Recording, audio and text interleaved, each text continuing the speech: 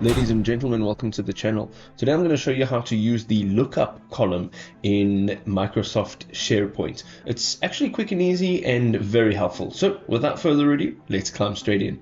So what we want to do is we are going up to the top right hand side. We're looking for the gear icon and we're looking for site contents, right? So what I've done here is I've opened up my site contents twice. So I just want to show you where the list is coming from and where the list is going. So over here, you'll see that there is a internal list. We are going to take this internal list, and this internal list we are going to merge with the new list that we've created over here. So let's go into new list over here. So to create a lookup column over here, we are going to click on add column. Okay, so once you've clicked on add column, you are going to scroll all the way down. You will see a see all column types.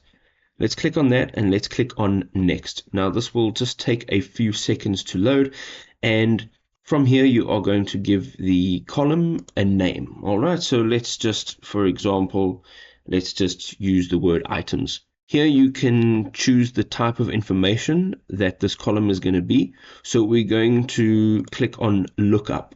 All right, so this will allow us to find information that's already on this site.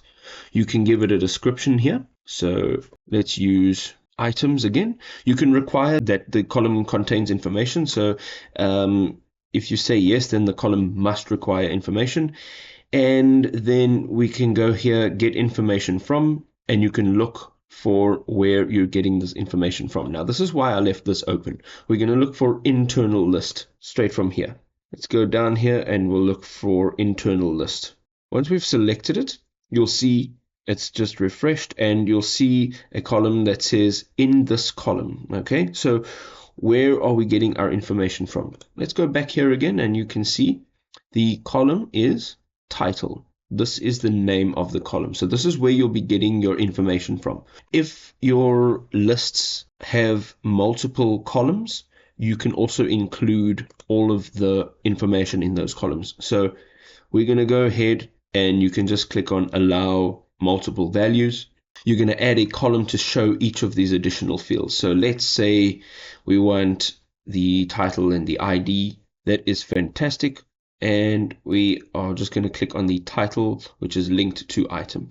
So you can change the display of the column by adding your coding below, but we're going to leave that just as is. We can also say enforce relationship behavior. So you can have this restricted delete or a cascade delete. We're going to leave this as is, just the way it is. We're going to go now down to the bottom over here and we're going to click on OK. So what you'll find here is your new list, and this information here, the title and the ID, will now show up here when this list is updated.